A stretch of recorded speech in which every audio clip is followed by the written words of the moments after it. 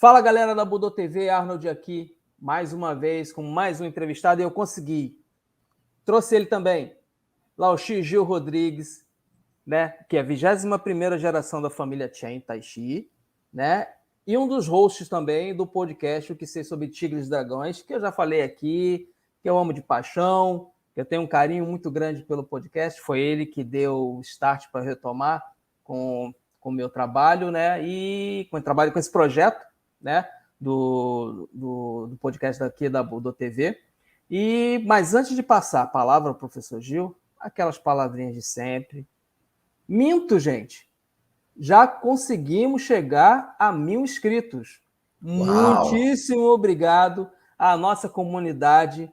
Hoje chegamos a 1.000 inscritos e, pô, vocês são demais, atenderam o chamado, fortaleceram e agora vamos dobrar essa meta. Ou melhor, vamos além dela, rumo aos 5.000 inscritos nessa campanha que a gente vai entrar. Então, você que gosta de Tai Chi, gosta do trabalho do professor Gil, gosta de arte marcial, vai lá, dá um curtir nesse vídeo, né? Compartilha com o teu amigo e se inscreve. Se inscreve que agora a gente vai rumo aos 5.000 com toda a excelência.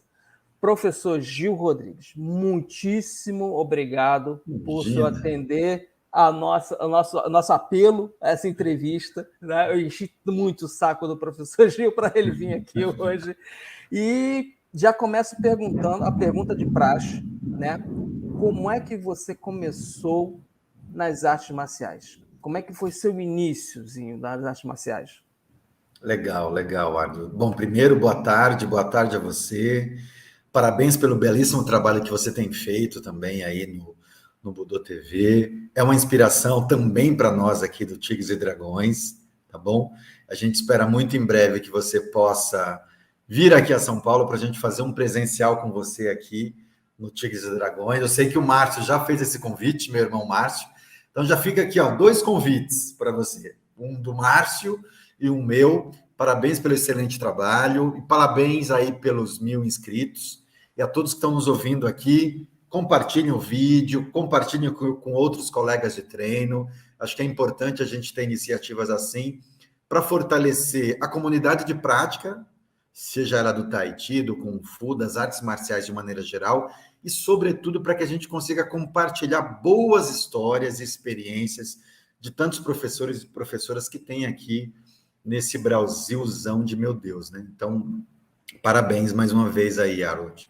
Bom, com relação à tua primeira pergunta, tenho vários caminhos para te responder. Eu vou tentar mesclar todos esses caminhos e fazer uma resposta mais... Fica à vontade. mais sucinta. Eu começo minha trajetória no Kung Fu, especificamente no Kung Fu, mas antes disso eu tenho uma grande influência, eu recebo muita influência dos filmes de artes marciais, lá da década de 60, exatamente. Shaw Brothers, bom, você sabe muito bem disso. Só que tem uma particularidade na minha história, que eu sou de Alagoas, do interior de Alagoas. E onde a gente morava, a gente não tinha TV. Eu só fui ter acesso à televisão depois que eu chego em São Paulo, ali por volta de 1983, 84, naquele auge, né, que São Paulo, enfim, esse processo grande dessa migração aí do Nordeste para o Sudeste. E aí eu tenho contato pela primeira vez com a televisão, na casa da minha avó. E aí eu lembro que na TV Record tinha uma coisa chamada Poltrona R, que passava filmes clássicos de Kung Fu. Espadachins, aqueles espadachins com tranças e lutavam no ar, aquela coisa. Eu, no auge dos meus 7 para 8 anos, eu achei aquilo incrível, incrível. E a coisa bateu tão forte em mim que na minha cabeça, era possível adquirir tamanha habilidade, mesmo sendo um humano normal, não precisava ser um Superman vindo de outro planeta. Na minha cabeça, ali infantil, eu criei a seguinte narrativa. Bom, se eu treinar muito, eu vou conseguir adquirir essa habilidade magnífica. Até porque o roteiro dos filmes clássicos de Kung Fu são esses, né? Você treina, o mestre faz você treinar cada vez mais e transpira, e até que você consegue adquirir uma habilidade excepcional e vence o vilão. Então, na minha cabeça, essa narrativa, somado ao poder que os lutadores tinham de lutar, voar, subir nos telhados e dar aqueles saltos incríveis, eu falei, nossa, isso é possível. Então, eu quero fazer isso. E aí comecei de maneira autodidata, na verdade, treinando em casa, comprando livrinhos, Marco Natali, Mestre Marco Natali, enfim, todas as revistas que tinham do Bruce Lee, Ninja, e teve uma fase de cinema de ninjas aqui no Brasil. Então, todas essas coisas fizeram parte do meu imaginário ali, enquanto criança. Jiraya, enfim, todas essas séries. E eu comecei a fazer coisas em casa, porque, apesar de não ser muito caro pagar uma mensalidade, a gente está falando dos anos 80 ali, meados dos anos 80, a gente tinha inflação galopante, então a necessidade básica das famílias era arroz e feijão em casa. E de vez em quando um bifinho, quando sobrava um dinheiro. Eu venho de uma família de 5 irmãos, 4 homens e uma menina, enfim, então você imagina que você precisava de muito arroz e feijão em casa.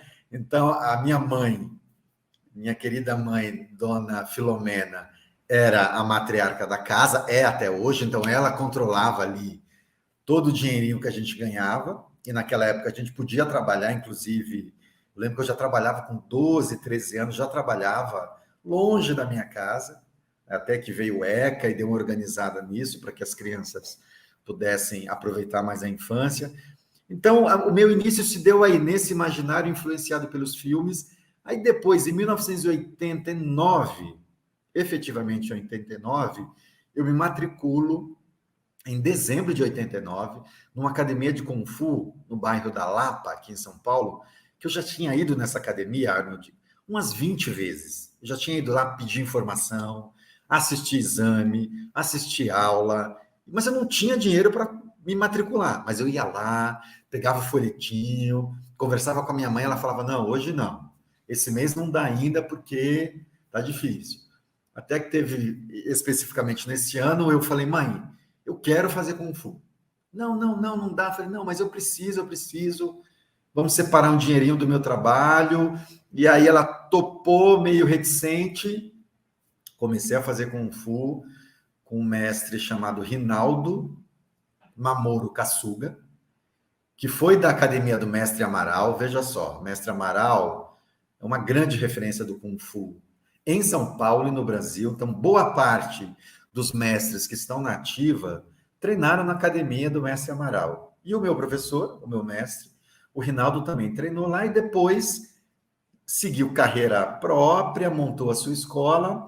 O estilo, na época que eu treinava, era o Garras de Águia, que tinha uma particularidade que ele chamava de Garras de Águia do Sul, um estilo, enfim, que a gente não tem muito lastro do ponto de vista de origem tradicional, né, lá na China, mas foi por meio desse estilo de Kung Fu, Garras de Águia, que eu comecei minha trajetória ali em 89, quando nessa época as aulas duravam 2 horas.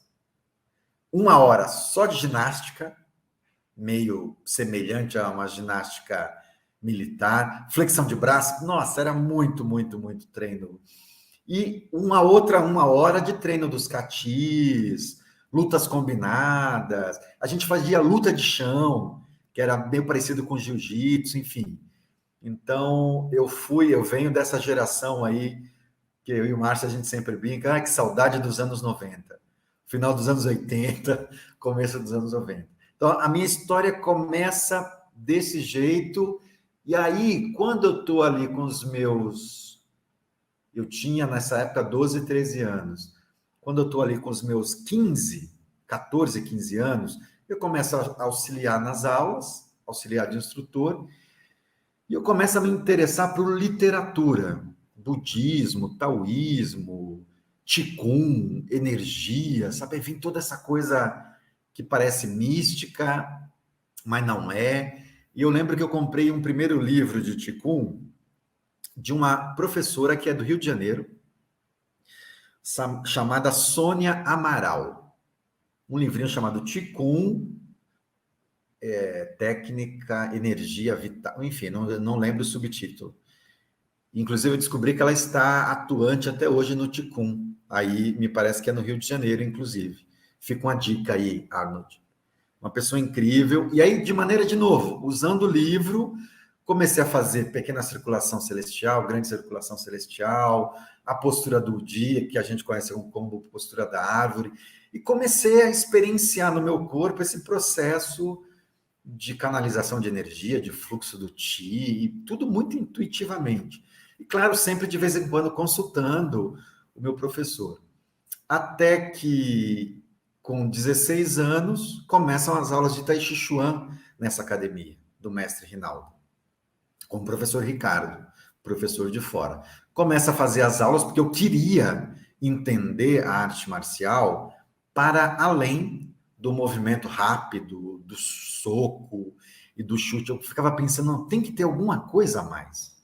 Não pode ser somente... A gente fala tanto do poder interno, e na minha fantasia, eu ficava me perguntando isso, como é que eu posso juntar essas duas dimensões? Aí esse livro da Sônia me ajudou, depois vem um outro livro da Catherine Desper, que é um livro de Tai Chi Chuan, Arte Marcial Técnica da Longa Vida, e depois começou efetivamente aulas de Tai Chi na escola que eu treinava. Confesso a você e a todos que estão nos ouvindo que foi muito difícil as primeiras aulas para mim. Eu, com 16 anos, fazendo Tai Chi, movimento lento. Enquanto o professor fazia um movimento, eu já tinha feito 8 movimentos.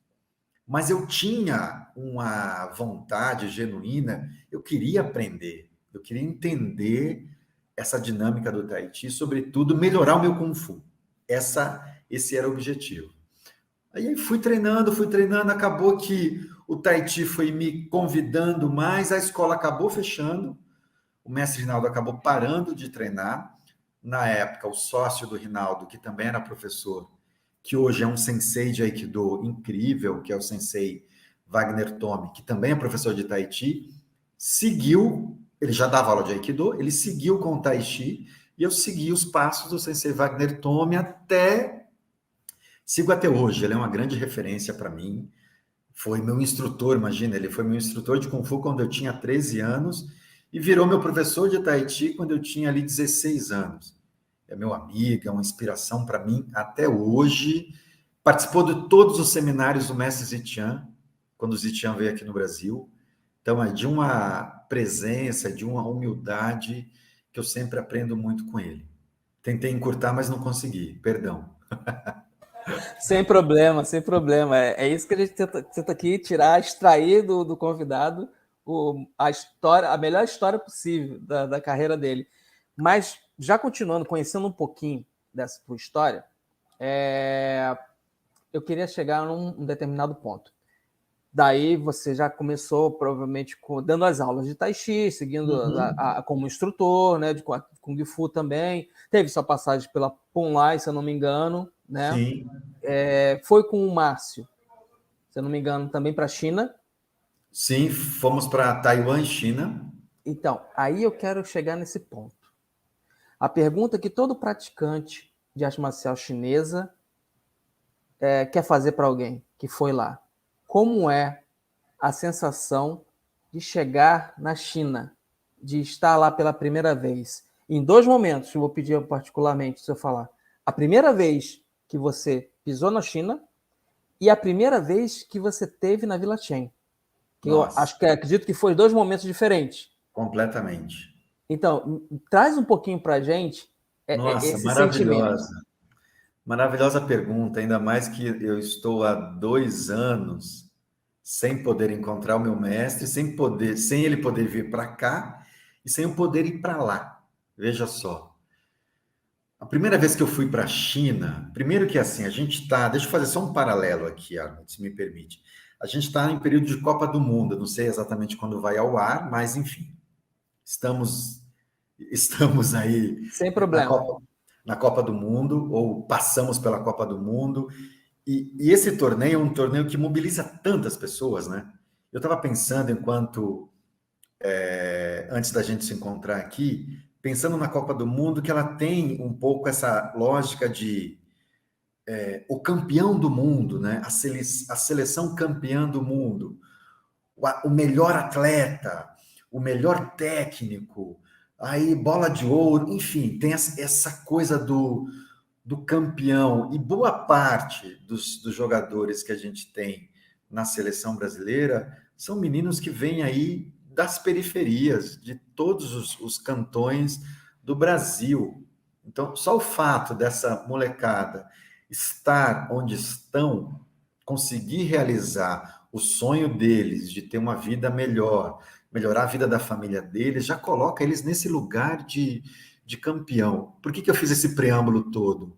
Para dizer para você o seguinte: quando eu fui à China pela primeira vez, eu me senti um campeão do mundo, sabe? Eu me senti...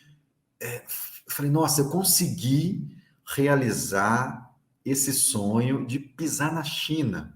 Um menino preto, pobre, nordestino, que sai lá do interior de Alagoas, não tinha TV, vê filmes de Kung Fu, acha aquilo incrível e sonha um dia fazer Kung Fu e sonha um dia pisar na China. Então, quando eu pisei na China pela primeira vez, foi em 2005. 2005. Já era adulto, já tinha, sei lá, uns 28, talvez um pouco mais, por aí, 27, 28 anos. E eu fui justamente com um grupo de brasileiros, da queridíssima professora Ângela Sossi, do saudoso mestre Roque, da Sociedade Brasileira de Tai Chi Chuan. Eu já tinha esse projeto de ir à China, mas eu achei que era muito ousado eu ir sozinho. Então eu falei, bom, eu vou com esse grupo. Eles estavam indo para celebrar os 80 anos do mestre Yang Zhendou, que a gente chama de vovô Yang. E eu planejei o seguinte, falei, bom, eu vou, faço agenda de 12 ou 13 dias com a Sociedade Brasileira, depois vou para Vila Shen, plano perfeito. Porque eu queria, inclusive, na Vila Shen, treinar Tui Shou. Eu não tinha intenção, nessa época, de fazer uma transição de estilo. Não. O estilo que eu treinava, que era o estilo Yang, uma variação do estilo Yang, para mim era suficiente. O mestre Wagner, o sensei Wagner, meu grande mestre, eu estava muito, muito, muito feliz. Eu não tinha desejo de mudar. Eu queria ir para Vila Shen para treinar Tui Shou, treinar um pouco mais Tui Shou. E como o estilo Shen carrega esse apelo marcial, falei, vai ser perfeito. Fui. Eu me lembro que quando eu cheguei no aeroporto de Pequim, foi um misto de emoções, assim, sabe? Muitas... Primeiro, uma coisa de não acredito que eu estou aqui. Segundo, nossa, será que eu vou dar conta de me manter aqui? Então, acho que teve essa primeira ficha que caiu assim que eu pisei no aeroporto de Pequim. E uma outra ficha grande foi quando eu pisei pela primeira vez na Grande Muralha. Quando eu fui caminhar, aí eu já estava sozinho, sem os brasileiros, fui caminhar e eu fiz isso do meu hostel lá, com um grupo de estrangeiros, então a gente ficou boa parte sozinho. Então, foi difícil conter as lágrimas nesse dia, porque olhar para a muralha e perceber aquela construção tão gigantesca, é inevitável não passar um filme na tua cabeça e falar, caracas, eu estou aqui, sabe? Eu consegui chegar aqui. E vi um outro filme que era pensar na história das pessoas que construíram aquilo ali. Gerações e gerações que deram literalmente a vida para construir aquilo. Então foi uma sensação incrível, incrível. E aí depois, claro, teve um encontro com o mestre Yang Zhendou, nos seminários que ele dava todos os dias de manhã. Essa minha primeira ida na China era marcada também por um elemento...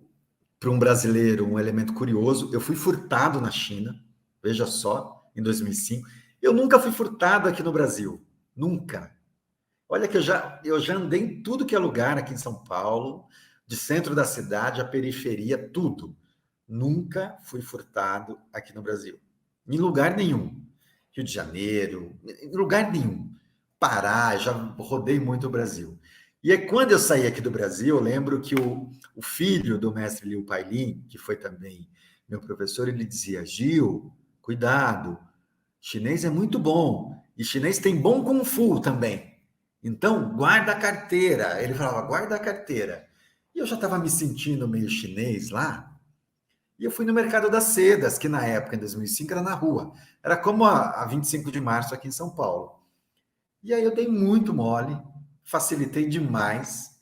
Levaram aquela pochete, sabe, que a gente coloca dentro da roupa. Nesse dia eu decidi não colocar na roupa. Eu falei, vou colocar na mochila, tá tudo bem. Levaram tudo que eu tinha. Os dólares, o cartão de crédito, a passagem, meu passaporte. Eu fiquei sem lenço, sem documento. E era meu último dia de hotel pago em Pequim. E lembra que eu tinha depois Vila Shen. Eu tinha uma viagem sozinho para Vila Shen. Bom, eu fiquei um pouco chateado, evidentemente. Alguns brasileiros me falaram, não, volta para o Brasil, esquece. Acabou. Eu falei, não, gente, eu não posso voltar para o Brasil com essa imagem da China. Não, não vou voltar. Mobilizei amigos em São Paulo, consegui um outro passaporte na embaixada, aí manda documento para cá, na época fax, passa o fax, não sei o quê, mobilizo o cartão de crédito para mandar mais dinheiro, enfim, reorganizei tudo, só que não fui para Vila Shen. Fiquei em Pequim, decidi, falei, bom, tá muito aventura, vou ficar em Pequim e vou desbravar Pequim para além dos locais turísticos. E foi isso que eu fiz. Encontrei 2 mestres no parque, em 2 locais diferentes em Pequim, que me super acolheram. Então, eu treinava todos os dias, das 5 da manhã até as 10 da manhã, e à noite, das 6 da tarde até umas 9 da noite. Então, é o Tai Chi Yang ou outra coisa? Tai Chi Yang. Tá. Ok. É tudo Tai Chi Yang. E aí eu falei dessa questão do Tui Show, e aí eles ainda me super acolheram com o Tui Show. Contei toda a história do furto, ficaram super sensibilizados. Os brasileiros fizeram vaquinha, me deixaram uns dólares. Os chineses me davam comida, enfim. Foi ali. Uma rede de assistência se formou para que eu ressignificasse a minha experiência na China. Então, foi nessa intensidade a minha primeira vez na China. A minha primeira vez na Vila Shen, eu fui com o Márcio, meu irmão de Kung Fu, que também tem um episódio que você gravou com ele, recomendo a todos. Eu fui com o Márcio, se não me engano, em 2013. Nós fomos para um campeonato no Templo Shaolin, organizado ali pela Associação Shaolin de Pequim, de Danfang, que é a cidade do Templo Shaolin. E é muito perto, o Templo Shaolin da Vila Shen, a gente está falando de 2 horas, 3 horas de carro. É bem perto. Então fica a dica, quem vai a Shaolin, visite a Vila Shen, porque está muito próximo, tá? É que é mais difícil, porque é bem mais interior do que o Shaolin. E aí fomos para esse campeonato, e aí eu já tinha isso combinado com o Márcio. Assim que acabar o campeonato, eu quero ir na Vila Shen para conhecer a Vila Shen e para sentir um pouco o cheiro, sentir um pouco a energia do lugar. Num domingo, fechamos um táxi, fui eu, o Márcio, a professora Raquel também, que é professora nossa aqui na Ponlai Santa Cecília, e o César, um outro amigo que é professor também na Ponlai, só que ele é do interior aqui, da Grande São Paulo, São Caetano. A primeira vez na Vila Shen vou me sentir criança, sabe aquela criança que eu narrei aqui, assistindo os filmes clássicos? Porque a Vila Shen lembra aqueles filmes. As casinhas, as vielas, tudo, aquelas pessoas andando ainda com sapatinho, enfim, é uma área rural. Então, eu fui rapidamente, a minha criança interior foi rapidamente absorvida pela atmosfera daquele lugar. E a hora que eu entrei na escola do Shen Shaolan, que o Zitian é o diretor técnico e o papai do Zitian, Shaoxin, é o diretor-geral, eu falei, nossa, é isso aqui, é esse lugar, é para esse lugar que eu quero voltar para me reencontrar com Tai Chi Chuan. Isso em 2013, tá? Então, eu tive essa identificação muito rápida com a Vila Shen.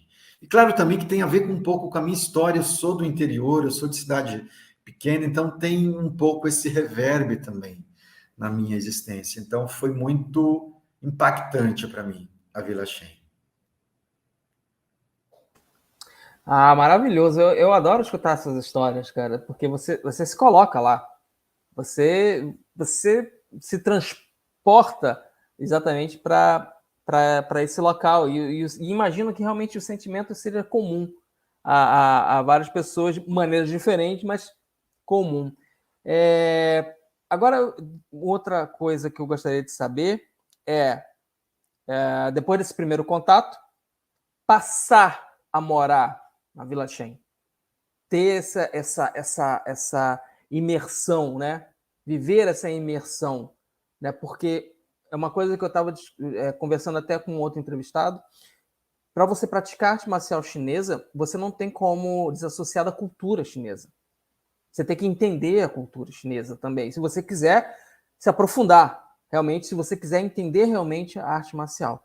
E eu imagino que para o ocidental não seja a coisa mais fácil do mundo. Vai ter uma série de estranhezas e uma série de conflitos. Gostaria que o senhor me falasse sobre isso, exatamente. Essa imersão no Kung Fu, no Tai Chi, né, da Vila Shen, e esses possíveis conflitos, né? Essa coisa de repente, acordar cedo, ficar na neve, treinar na neve e não falar o chinês tão bem assim a ponto de entender tudo. Como é que foi isso? Como é que foi todas essas barreiras, essas coisas? Nossa, maravilhoso, Arnold. Primeiro, assim, eu queria só exaltar o que você trouxe em relação a treinar Wushu e não se conectar e não mergulhar para entender um pouco a cultura chinesa, vai faltar algo na nossa prática. Então, eu sempre costumo falar isso para os nossos alunos aqui de Tahiti. Você precisa começar a se aproximar um pouco mais da cultura chinesa. Isso pode se dar de diversas maneiras. Os filmes, como a gente já citou, a literatura, a própria língua chinesa, a medicina chinesa, a poesia chinesa tem vários caminhos que podem fazer com que o praticante de Tai Chi, Shen Tai Chi ou de Mei Hua, que é o que a gente ensina na Ponlai, tem vários caminhos que o praticante pode trilhar para entender um pouco mais a cultura. E isso vai reverberar na execução dos seus movimentos, vai melhorar a sua compreensão sobre aquilo que você está fazendo. Ou seja, é quase como se você estivesse recheando um pouco mais esse bolo que você está ali fazendo, essa massa que você está amassando diariamente com a sua prática. Então, isso para mim é algo importantíssimo e que bom que você trouxe esse ponto, porque esse é um ponto muito relevante. E hoje a gente tem muitas facilidades para absorver minimamente um pouco sobre a cultura chinesa, né? Então, isso é muito, muito legal. Eu sempre gostei demais de hábitos e costumes. Eu sempre fui muito curioso, sempre muito observador. Então, uma das coisas que eu sempre estudei antes de ir para a China olha, é importante você entender que eles têm costumes diferentes do nosso. É importante você entender que existem etiquetas, cortesia na dinâmica chinesa que são muito valorizadas. Então, minimamente, a primeira vez que eu fui para a China, eu já tinha algumas informações de leitura e de relação com alguns chineses aqui no Brasil sobre essas coisas, sobre a dimensão de alguns pequenos ritos, pequenas etiquetas, cortesias, até mesmo dentro da arte marcial, a gente aprende sobre isso, né? Saudação, cumprimentar o colega de treino, ao sair da sala você cumprimenta. Então, o Shu aqui no Brasil também vai te aproximando um pouco dessa dimensão do ritual e da cortesia que estão presentes em muitos aspectos da cultura chinesa. Tá? Então, esse é um primeiro elemento importante. E tem uma outra coisa para mim que foi fascinante. Eu já sempre consumi muito chá aqui no Brasil. E essa foi uma outra coisa poderosa que a cultura chinesa me trouxe. O interesse pela cerimônia do chá, por aprender sobre o que a gente chama de Kung Fu Cha ou Cha Dao, que o Cha Dao seria a cerimônia mais cheia de mística e ritos. E o Kung Fu Cha seria uma demonstração de habilidade para fazer o chá. Então, esses aspectos todos me ajudaram nas relações com os chineses, quando eu fui para lá. Claro que tem dimensões que são chocantes para a gente, né? Que para algumas pessoas não toleram muito, uma coisa absolutamente trivial. A gente sempre escutou das nossas mães aqui dizer que não faz barulho enquanto come. Você não vai tomar sopa e vai fazer... Ou se você mastiga fazendo... Não. Isso é absolutamente normal na China. Absolutamente normal. Fazer barulho para tomar sopa, ao mastigar, faz barulho. Então, tem essas coisas também, que para a gente, num primeiro momento, pode soar estranho. Você pode falar, nossa, mas que coisa estranha, né? Ou escarrar num restaurante, cuspir num balde, enfim. Tem esses aspectos que são aspectos relacionados a uma civilização que tem uma história no campo. Você vai para o campo aqui, no Brasil é isso, né? A gente tem essa relação mais, digamos assim, mais orgânica com quem está na terra. Agora, do ponto de vista da prática, é curioso, né? Porque ir à China, fazer essa imersão, foram 8 meses na Vila Shen, acordar, eu não precisava acordar tão cedo, eu não era um aluno regular como um chinês, né? Eu precisava acordar ali por volta de 6h30, 7 horas, para 8 horas efetivamente começar a minha prática. E a minha prática começava às 8 horas e terminava ali por volta de 17, 17h30, e às vezes tinha mais 2 horinhas à noite, né? Isso todos os dias, todos os dias. Então, a gente está falando de uma dinâmica de treino de 6 a 7 horas por dia, às vezes mais. Sem nenhum tipo de desvio. Sem você precisar entrar nas redes sociais, sem você precisar... Nada. É um foco, é uma imersão na prática. E claro que o meu corpo sentiu muito, eu senti muito, assim. Porque nessa época, eu estava morando fora de São Paulo, estava na região da Amazônia, fazendo um outro trabalho que eu não estava tão ativo no Tai Chi. E eu decidi me reconectar ao Tai Chi justamente na Vila Shen, que era um sonho antigo. Mas, ao mesmo tempo que teve algumas estranhezas, teve alguns pontos de intersecção, assim. Então, os treinos eram muito fortes.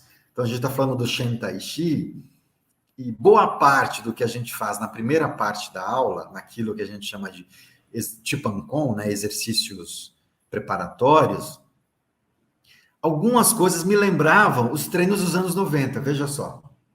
Que coisa curiosa.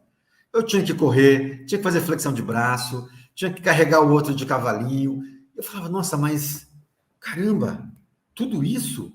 E eu ainda ficava falando, isso é Tai Chi, é isso aí. Arte marcial, a gente tem uma divisão entre interno e externo, né?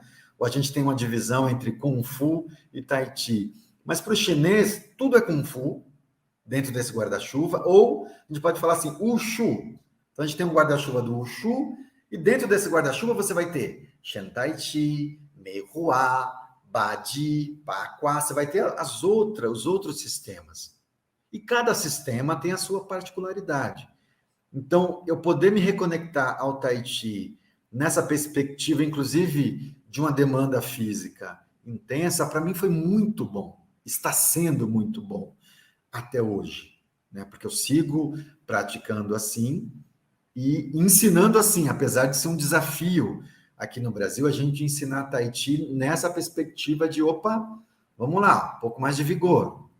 Vamos correr um pouco, abaixa um pouco mais na base. Então, ainda tem alguns paradigmas a serem quebrados em relação ao Tai Chi Chuan. Mas foi uma experiência incrível e que me colocou num outro lugar em relação à prática, me fez reencontrar, de fato. Eu me reencontrei com o Shu, e o Shen Tai Chi me deu essa possibilidade. Confesso a você e a todos que estão me ouvindo aqui que eu cheguei a pensar em ir embora. Eu tinha dias nos treinos ali que eu falei, eu não vou aguentar o treino nessa intensidade. Não vou aguentar. E aí, terminava a aula, eu falava, não, tudo bem, vamos lá. 6 da tarde era janta, e aí, nessa época, não tinha eletricidade na rua, em Chandigarh. Então, era um breu na rua, escuro. Então, não tinha muito o que você fazer. 6 da tarde, e você já estava exausto. Quando não tinha aula à noite, 7 da noite eu já estava dormindo. Mas dormia assim, do jeito que eu deitava, ficava, no outro dia eu acordava na mesma posição. Mas, ao mesmo tempo, tinha uma reorganização do corpo, do ponto de vista físico, que me colocava animado e de pé para a aula seguinte. Então, foi muitíssimo importante essa estada. E no começo, eu só ia ficar 40 dias. Eu falava isso para o Márcio, meu sócio, porque na época a gente estava reformando o nosso espaço aqui, o que hoje é o Shaoshan. E eu falava, Márcio, não tem condição de eu ficar só 40 dias aqui. Vou prorrogar. Prorroguei. Os 40 dias viraram 4 meses. Aí eu falei, não, vou prorrogar mais um pouco. Aí virou 8 meses de permanência por lá. E foi também uma possibilidade, de novo, essa dimensão cultural que você mencionou, foi também uma possibilidade de eu me reconectar a isso também. Aprender mais sobre o chá, aprender mais sobre a língua chinesa, sobre a caligrafia, conversas ótimas sobre Confúcio, Lao Tzu, conversas com outros chineses de regiões diferentes da China. Então, foi muito gostoso também nesse aspecto, né? Isso foi bem relevante. Pude assistir cerimônias de discipulado, até que eu fui agraciado também com o discipulado. Então, foi muito importante esse período. Super recomendo. 8 meses talvez não dê para a maioria de nós, talvez eu não consiga repetir isso uma outra vez, mas, se possível, acho que vale a pena para quem pratica o Wushu e a China ter uma experiência por lá, seja de 15 dias, 20 dias, um mês, enfim, aquilo que for possível. Eu não esperava menos dessa experiência também. Mas, já partindo por finalmente, já para não tomar muito o teu tempo, professor, o senhor até mesmo já colocou, existe uma questão do Tai Chi aqui, eu vou falar no Ocidente de maneira geral, não só no Brasil, de que o Tai Chi é uma arte mais terapêutica, uma arte mais para a terceira idade, uma arte mais que para você fazer com movimentos lentos, não se preocupar tanto com luta. E existia, na época que eu estava treinando mais intensamente, até um círculo, vamos dizer assim, do Kung Fu, dizer que Tai Chi Chuan não serve para luta. Tai Chi Chuan não tem esse aspecto. Apesar de que ouvia-se histórias que um mestre tal, um mestre fulano, um mestre cicrano, lutou e venceu fulano de tal, lutou e venceu em batalha tal, utilizando Tai Chi. E isso ficava meio parecendo história de cordel, né? Historinhas para a gente acabava sendo só. Mas aí vem o Tai Chi Chuan e nos coloca numa posição de, opa, peraí, ali tem coisa, tem alguma coisa ali. Principalmente quando você vê documentários e mini documentários até mostrando pessoas treinando na Vila Chen, que era um treinamento um pouco mais intenso, como você mesmo falou. Eu queria que o senhor discorresse um pouco sobre isso, né? Vamos dizer, chamar assim de resgate de um Tai Chi um pouco mais vigoroso, um Tai Chi um pouco mais marcial, né? Nossa, muito bom, Anjo. Nossa, abriram várias possibilidades de comentários aqui a partir da tua pergunta, da tua provocação. Excelente. Acho que o primeiro deles tem a ver com de qual Tai Chi a gente está falando. Porque mesmo na China, também o Tai Chi com viés terapêutico é muito difundido. Existe muitas escolas, muitas praças que ensinam esse Tai Chi conectado a esse viés terapêutico. A grande diferença que eu vejo lá é que a quantidade de horas praticadas por dia é de 2 a 3 horas, no mínimo, por dia. Repetindo um Taolu, seja a forma longa Yang, seja a forma simplificada, enfim.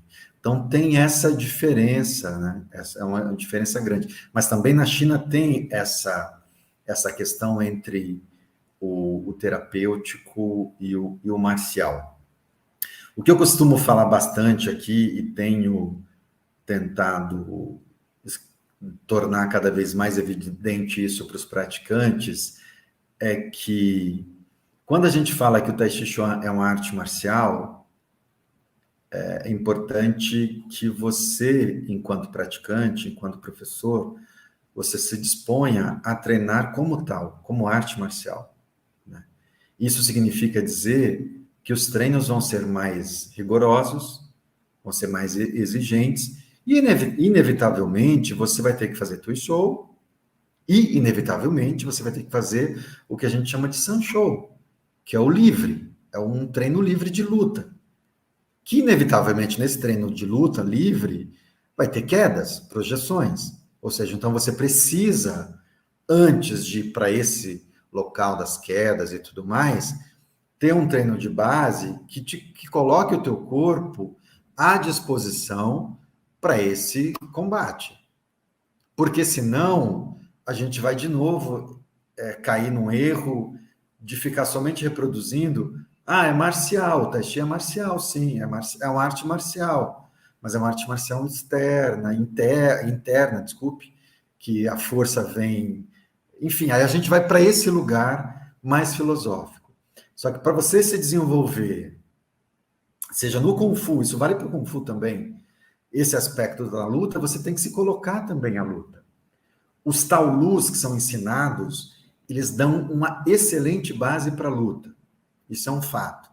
Você treinar Lao Jia e Lu, que é a nossa forma base, e treinar o que a gente chama de Arlu ou Pao Chui, que é a nossa forma mais explosiva, isso vai te dar muita habilidade para se movimentar rapidamente, para perceber a condução do teu corpo e para perceber também deslocamento de energia, condução de energia. Mas é no contato com o outro que é diferente de você, que você vai conseguir experimentar como é que está a sua pressão, como é que está a sua condução, como é que você está repelindo, como é que você está empurrando, como é que está entrando cotovelo, como é que está entrando o ombro, como é que está o quadril para fazer deslocamento e projeção. Se eu treino somente isso do ponto de vista teórico, ou somente isso nos Taolus, vai faltar alguma coisa. É o mesmo, só para fazer uma comparação também mais didática, é o mesmo que eu treinar chutes somente no ar e nunca treinar chute num aparador.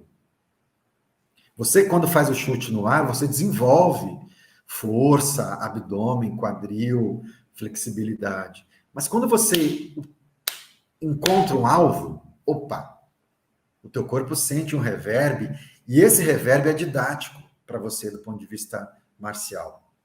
Então, quando a gente fala do Tai Chi nessa perspectiva marcial, a gente precisa ir quebrando alguns paradigmas e criando espaços de confiança com os praticantes para eles também irem caminhando nessa direção. Não é que todos os alunos precisam fazer luta, não. Mesmo na Vila Shen, eu tenho irmãos de Tai Chi que são professores lá e são especialistas em Taulus. Hoje eles não fazem luta. Mas se precisar, se o Shifu Zitian chamar para fazer um Sanshou, eles vão fazer. Isso é uma máxima, inclusive, do mestre Shen Shaoxing. Você não precisa lutar, mas é importante que você entenda que aquilo que você faz nos Taolus é carregado de finalidade marcial. Você precisa entender para que serve aqueles movimentos. Tá? Não precisa fazer a luta, ok?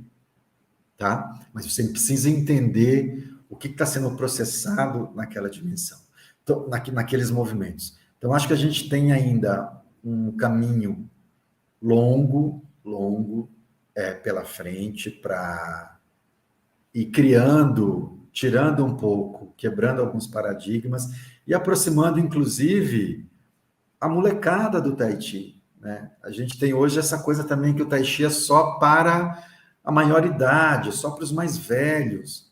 E não é.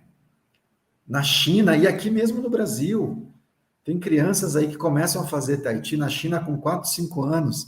Aqui já tem crianças, tem iniciativas no Paraná, do professor Abel, que está na rede pública de ensino. As crianças lá, o Tai Chi virou a educação física lá, em Apucarana, no Paraná. Então, e aí, claro, começa com 7 anos e vai até a pré-adolescência. Então, você imagina o quanto isso vai contribuir para a vida dessas pessoas. Então, tem isso também, né? Tem ainda uma caminhada longa. E você sabe que esse foi um dos meus desafios, e ainda é até hoje. Quando eu retornei da China, eu fiquei pensando, bom, como vai ser a minha aula? Como é que eu vou conceber uma aula de Tai Chi do estilo Shen para brasileiros e, sobretudo, para pessoas que eram próximas a mim, que estavam acostumadas a treinar numa outra vertente, o Tai Chi. Então, eu precisei experimentando, sabe? Experimentando e, de novo, criando esse espaço de confiança e estabelecendo um vínculo de confiança com os alunos para que eles topassem, opa, vamos correr um pouquinho hoje? Vamos. Opa, vamos fazer uns chutes aqui no aparador? Vamos. Vamos treinar um pouco de deslocamento do quadril segurando o colega ou a colega? Vamos. Então, tem uma construção que vai aproximando o aluno dele a partir do outro. E a partir do outro ele vai percebendo como está o enraizamento, como está o tônus e a força nas pernas, no quadril, como é que ele está, se ele está conseguindo deslocar ou não. Então, aí ele vai começando a perceber, nossa, que legal isso, que legal fazer isso, que bom ter esse contato com outro colega, o quanto eu aprendi. E aí, uma outra coisa curiosa, Arnold, é que ao fazer essas coisas em duplas, você vai melhorar a sua execução dos taolus. Fatalmente você melhora, ou seja, uma coisa vai alimentar a outra. Eu me estendi de novo, hein? Perdão, Não, se deixar. Tá muito Ainda bom mais esse nessa papo. temática, eu adoro essa última, enfim, mas vai lá, vai lá. Tá muito bom esse papo, mas infelizmente a gente tá que correr para os finalmente, até mesmo para liberar o senhor aí para seus afazeres. Duas perguntas para o final. O que é melhor, Tai Chi ou Kung Fu? Brincadeira, Olha, brincadeira. O Márcio Augusto. Isso. Foi o Márcio que te mandou essa pergunta? Isso é para quem já escuta o podcast que Sem Subtigres e Dragões vai entender a piada. É piada interna. Piada interna, exatamente. Não, que já está externa, né? Porque o podcast está rolando aí, já ampliou. Não, mas eu já quero agradecer aqui a tua disponibilidade, manter esse papo aqui. Se deixar, realmente a gente vai. É uma característica aqui, graças a Deus, do canal, é reunir pessoas que gostam de arte marcial, gostam de falar de arte marcial. Então, se deixar, a gente vai até amanhã. A gente vai seguindo aqui. Uhum. Mas eu queria deixar esse espaço final para o senhor falar, deixar suas considerações finais, a gente poder saber mais o que o senhor tem a nos dizer. Nossa, eu teria um montão de coisa a dizer. E estou aberto aí, se alguém tiver dúvida, pergunta. Acho que é legal, deixa a pergunta aí no comentário. Chat depois. A gente tenta interagir. Bom, Eu tenho um queridíssimo irmão, Basílio, que é da Ponlai também. E certa vez, alguns anos atrás, ele disse assim que a nossa modalidade, aí eu vou falar Kung Fu, tá? E aí entendam Kung Fu como Tai Chi, Mei Hua, garras de águia, enfim, de maneira geral.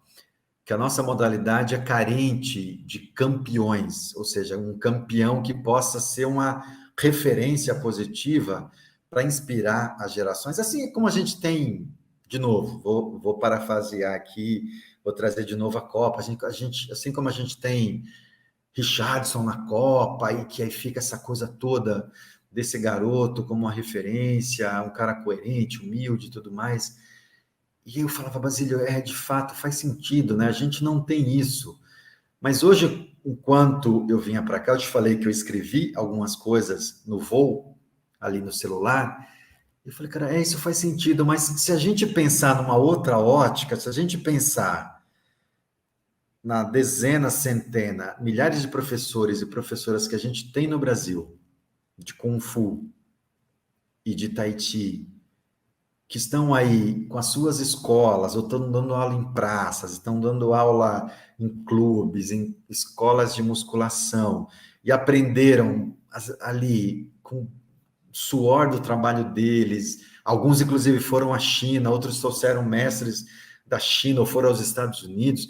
A gente tem, na verdade, uma legião de campeões e campeãs que estão aí espalhados pelo Brasil afora. E se a gente falar do Brasil profundo, então, eu conheci praticantes de Tai Chi Chuan, de Kung Fu, lá em comunidades ribeirinhas no interior da Amazônia. Pessoas que construíram um boneco de madeira ali sem nunca ter ido para uma academia, só de ver filmes. E treinavam, e aí juntavam grupos para dar aula. Então, a gente tem, de fato, muita gente legal, fazendo muita coisa bacana em prol do Wushu. Claro que a gente não tem essa figura, né, essa figura icônica que possa ser essa referência positiva, mas certamente cada professor e cada professora na sua localidade é essa referência positiva para os seus alunos. Então, as minhas considerações finais é para que a gente possa cada vez mais assumir esse lugar, se sentir de fato realizado com o que a gente conseguiu, se sentir de fato campeão, campeã da modalidade que a gente pratica e ensina. E a gente ainda fala, inclusive, de modalidades que não têm um apelo publicitário gigantesco, não tem patrocínio, não tem nada. Então, se tem um campeonato na China, é vaquinha que a gente tem que fazer para a gente pagar e ir. E para representar o Brasil e chegar aqui, é isso aí, ainda pagar tudo. Enfim, essas coisas todas. Então, eu acho que vale essa palavra de reconhecimento e incentivo a todos e todas as praticantes que estão aí levando o Wushu, seja o Kung Fu, seja o Tai Chi, adiante. Tá bom? É isso, Arthur. Beleza, professor Gil. Eu gostaria que o senhor deixasse os contatos, né? Como é que as pessoas entram em contato com você ou com sua escola para poder praticar? Maravilha. Bom, quem quiser mais informações, nós somos fundador aqui, eu, Márcio, de um centro de cultura oriental aqui em São Paulo, que é o Shaoshan, tá bom? O Instagram é @shaoshancultural, lá no Instagram. A escola de Tai Chi, a minha escola de Tai Chi, que fica dentro do Shaoshan, acho que vai ser mais fácil eu passar o site, www.tjkxx.com.br, tjkxx.com.br, e o meu Instagram, talvez depois a gente coloque por aqui, né, Aaron? Posso deixar depois o Instagram aqui, tanto da escola quanto o meu, tá bom? Com certeza. Professor Gil, muitíssimo obrigado. O sentido desse projeto é justamente fazer a divulgação desses campeões que a gente tem pelo Brasil, dessas pessoas que não têm não são tão visadas pela mídia, as artes que não aparecem tanto, né? Os sistemas que ficam à periferia, vamos dizer assim, à margem da grande mídia. Então, é essa a minha proposta aqui nesse projeto. E eu estou muito, muito, muito feliz. Te agradeço mil vezes aqui a tua presença. Imagina, é uma honra. Colocado esse ponto. A gente, por paixão, a gente rala muito, muito, muito por uma coisa que as outras pessoas que não praticam, nunca vão entender. Só quem está dentro, quem tomou o amor pela arte marcial, vai saber o quanto que a gente é apaixonado por ela, quanto de romântico tem para a gente essa prática. Então, deixo aqui o meu agradecimento, tá? Toda sorte do mundo pro Tai Chi. Te agradeço mais uma vez, para mim foi uma grande alegria, uma honra participar desse papo tão nutritivo, gostoso com você. E a todos que vão assistir isso aqui ou terminaram de assistir agora, sigam praticando. Se ainda não é praticante, encontre um espaço e dê esse espaço para você seguir na prática. Acho que é importante. E aos professores e professoras espalhados pelo Brasil, muito obrigado. E, enfim, estou aí à disposição para outros papos. E reforço mais uma vez, Arnold, o convite, Tigres e Dragões, a qualquer tempo que você estiver em São Paulo. Tá bom? Com certeza, será um prazer. Professor, maravilha. Muitíssimo obrigado pela tua presença aqui com a gente. A gente se vê, gente. Até a próxima. Tchau, tchau. Tchau, tchau, tchau, tchau.